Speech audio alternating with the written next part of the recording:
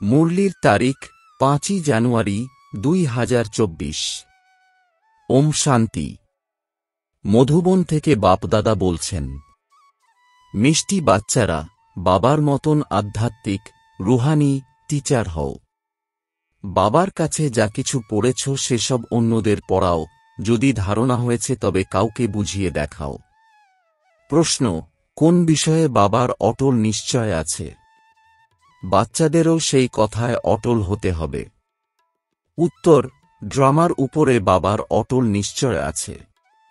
বাবা বলেন, যা পাস্ট হয়ে গেছে তা হল ড্রামা। কল্পপূর্বে যা করেছিলে তাই করবে। ড্রামা তোমাকে উপরে নিচে করতে দেবে না। কিন্তু বাচ্চাদের অবস্থা এমন হয়নি, তাই মুখ থেকে বের হয়, এমনটা হলে অমন করতাম, জানা থাকলে এই কাজ করতাম না। বাবা বলেন, অতীতকে স্মরণ করো না, ভবিষ্যতের জন্য পুরুষার্থ করো যেন এমন ভুল আর না হয়। ওম শান্তি। আত্মাদের বাবা বসে আত্মারূপী বাচ্চাদের বোঝাচ্ছেন। বাবা নিজে বলেন, আমি যখন আসি কেউ জানতে পারে না, কারণ আমি গুপ্তরূপে আসি। গর্ভে যখন আত্মা প্রবেশ করে তখন কেউ জানতে পারে না। তিথি তারিখ বের করা যায় না। গর্ভ থেকে বেরোনোর তিথি তারিখ থাকে। তো বাবার প্রবেশের তিথি তারিখ জানা যায় না। কখন প্রবেশ করেন, কখন রথে আরূঢ় হন, কিছু জানা যায় না।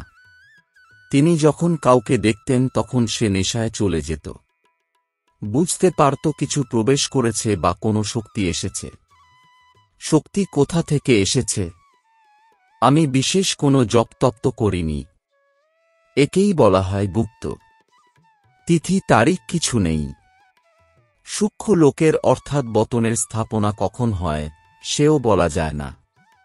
মুখ্য কথা হল মনমনা ভব। বাবা বলেন, হে আত্মারা, তোমরা আমাকে, নিজের পিতাকে আহ্বান করো যে এসে পতিদের পবিত্র করুন, পবিত্র দুনিয়া রচনা করুন। বাবা বোঝান, ড্রামা প্ল্যান অনুযায়ী যখন আমার আসার সময় হয় তখন চেঞ্জ অবশ্যই হয়। সত্যযুগ থেকে শুরু করে যা কিছু পাস্ট হয়েছে সেসব আবার রিপিট করা হবে। সত্যযুগ ত্রেতা নিশ্চয়ই রিপিট হবে। সেকেন্ড পার হয়ে যায়। সম্বত বা বর্ষ পার হতে থাকে। বলা হয় সত্যযুগ পাস্ট হয়েছে।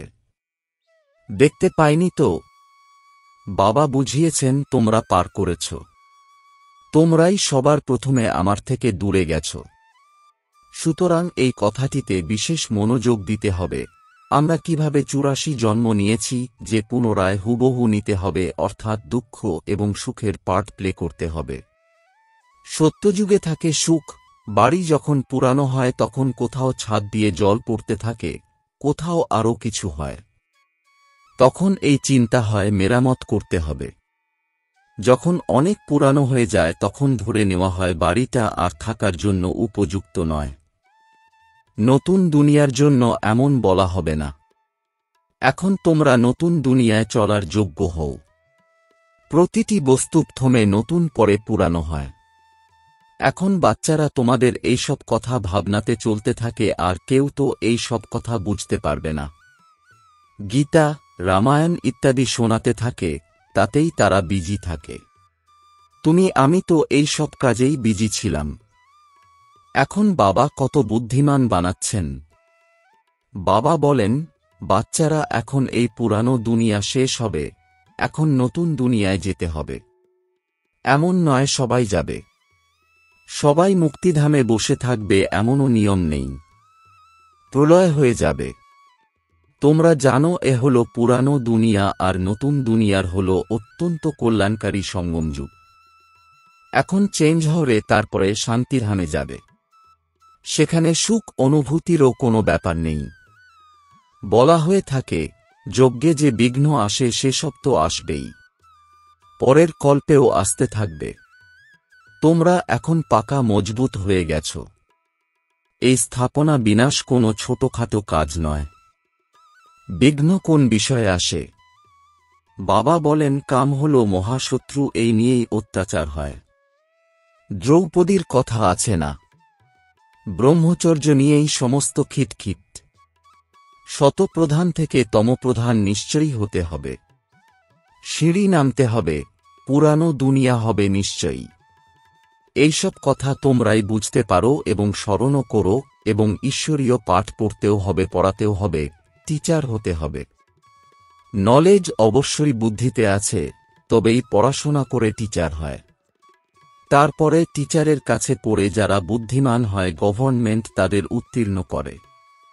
তোমরাও হলে টিচার। বাবা তোমাদের টিচার বানিয়েছেন। একজন টিচার কি করতে পারে? তোমরা সবাই হলে আধ্যাত্মিক অর্থাৎ রুহানি টিচার। তো বুদ্ধিতে নলেজ থাকা উচিত। এই জ্ঞান তো একেবারে সঠিক, মানুষ থেকে দেবতা হওয়ার। এখন যত তোমরা বাচ্চারা বাবাকে স্মরণ করো তত লাইট আসতে থাকে। লোকেদের সাক্ষাৎকার হতে থাকবে, কারণ আত্মা পবিত্র হবে স্মরণের দ্বারা। তখন কারো সাক্ষাৎকারও হতে পারে। বাবা সহযোগদাতা, বসে আছেন। বাবা হলেন সর্বদাই বাচ্চাদের সহযোগী। পড়াশোনায় আত্মারা নম্বর অনুসারে আছে। প্রত্যেকে নিজের বুদ্ধি দিয়ে বুঝতে পারে আমার ধারণা কতখানি হয়েছে। যদি ধারণা আছে তো কাউকে বুঝিয়ে দেখাও। এ হল ধন। ধন দান না করলে কেউ মানবে না যে এর কাছে ধন আছে। ধন দান করলে তো মহাদানী বলা হবে। মহার্থী, মহাবীর কথা তো একই। সবাই একরকম তো হতে পারবে না। তোমাদের কাছে অনেকে আসে, একজন সঙ্গে বসে কত মাথা ঘামাবে। তারা খবরের কাগজ থেকে অনেক কথা শুনে আশ্চর্য হয়। তারপরে যখন তোমাদের কাছে এসে শুনে তখন বলে আমরা পরমত অর্থাৎ অন্যদের মতানুযায়ী কি করেছি, এখানে তো সবকিছু ভালো। একজনকে ঠিক করতে পরিশ্রম লাগে। এখানেও প্রচুর পরিশ্রম লাগে। তবুও কেউ মহার্থী, কেউ অশ্বারোহী, কেউ পেয়াদা। এ হল ড্রামাতে পার্ট। এই কথা তো বুঝতে পারো যে শেষে বিজয় তোমাদের হবে। কল্পপূর্বে যা ছিলে তাই হবে। পুরুষার্থ তো বাচ্চাদের করতেই হবে। বাবা পরামর্শ দেন, বোঝানোর চেষ্টা করো। থমে তো শিব বাবার মন্দিরে গিয়ে সার্ভিস করো। তোমরা প্রশ্ন করতে পারো, ইনি কে? এনার মাথায় জল দেওয়া হয় কেন? তোমরা ভালোভাবে জানো। গল্প আছে, একজন রাঁধুনি গেল উনুন জ্বালাবার জন্য চারকোল আনতে, আর সেখানে গিয়ে মালিক হয়ে বসল। এই দৃষ্টান্ত তোমাদেরই। তোমরা যাও মানুষকে জাগ্রত করতে, আর তোমাদেরকেই নিমন্ত্রণ দিয়ে ডাকা হয়, তো এমন নিমন্ত্রণ এলে খুশি হওয়া উচিত। কাশী ইত্যাদি স্থানে বড় বড় টাইটেল দেওয়া হয়। ভক্তিতে এমন অনেক মন্দির আছে, এও তো একটা ব্যবসা। কোনো ভালো মহিলা দেখল তো তাকে গীতার শ্লোক আউড়িয়ে ভালো ইনকাম করে নিল। এর মধ্যে কিছুই নেই। ঋদ্ধি সিদ্ধি অনেক শেখে। এমন স্থানগুলিতে তোমাদের যাওয়া উচিত। কিন্তু বাচ্চারা, তোমাদের কখনো শাস্ত্র নিয়ে তর্ক করা উচিত নয়। তোমাদের তো গিয়ে বাবার পরিচয় দিতে হবে। মুক্তি জীবন মুক্তি দাতা হলেন একমাত্র তিনি, তাঁরই মহিমা বর্ণন করতে হবে। তিনি বলেন, নিজেকে আত্মা ভেবে আমাকে স্মরণ করো। বাকি মন্মনাভবের অর্থ এই নয় যে গঙ্গায় গিয়ে স্নান করো। মামেকম শব্দের অর্থ হল এক, আমাকেই স্মরণ করো। আমি প্রতিশ্রুতি করছি আমি তোমাদের সব পাপ থেকে মুক্ত করব। যখন থেকে রাবণ এসেছে তখন থেকে পাপ শুরু হয়েছে। তো উঁচু পদ প্রাপ্ত করার অনেক পুরুষার্থ করতে হবে। পজিশন পাওয়ার জন্য মানুষ রাত দিন কত মাথা ঘামায়। এও হল পড়াশোনা। এতে কোনো বই হাতে নেওয়ার প্রয়োজন নেই। 84 চক্র তো বুদ্ধিতে এসে গেছে। এ কোনো বড় ব্যাপার নয়। এক এক জন্মের ডিটেল থোড়াই বলা হবে। 84 জন্ম পুরো হয়েছে। এখন আত্মাদের অর্থাৎ আমাদের ঘরে ফিরে যেতে হবে। আত্মা যে পতিত হয়েছে তাদের পবিত্র নিশ্চয়ই হতে হবে। সবাইকে এই কথাই বলো, মামেকম স্মরণ করো। বাচ্চারা বলে, বাবা যোগে থাকতে পারি না। আরে তোমাদের সম্মুখে বলছি, আমাকে স্মরণ করো। তাহলে যোগ শব্দটি তোমরা কেন বলো? যোগ বলো তাই তোমরা ভুলেও যাও। বাবাকে স্মরণ কে না করতে পারে? লৌকিক মাতা পিতাকে কিভাবে স্মরণ করো? ইনিও তো মাতা পিতা। ইনিও পড়েন, সরস্বতীও পড়েন, পড়াচ্ছেন একমাত্র বাবা। তোমরা যত ঈশ্বরীয় পাঠ পড়ো ততই অন্যদের বোঝাও।